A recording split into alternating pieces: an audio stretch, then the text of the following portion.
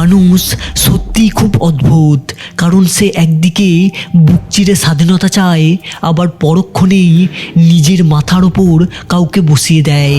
কখনো সে দেবতা, কখনো সম্রাট, কখনো সংবিধান, আবার কখনো অদৃশ্য কোনো অ্যালগোরিদম।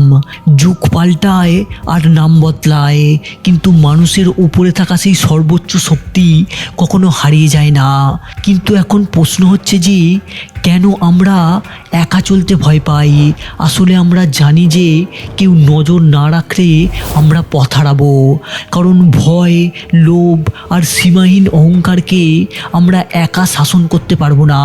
আর তাই হয়তো সব সময় আমরা ঈশ্বর খুঁজি না, খুঁজি এক চরম সীমানা, যা আমাদের থামিয়ে দেয় যখন আমরা নিজেরা থামতে পারি না।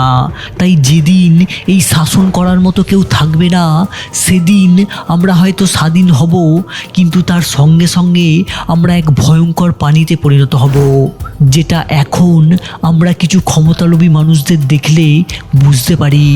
এ ব্যাপারে তোমাদের কি মনে হয় সেটা তোমরা কমেন্টে জানিও।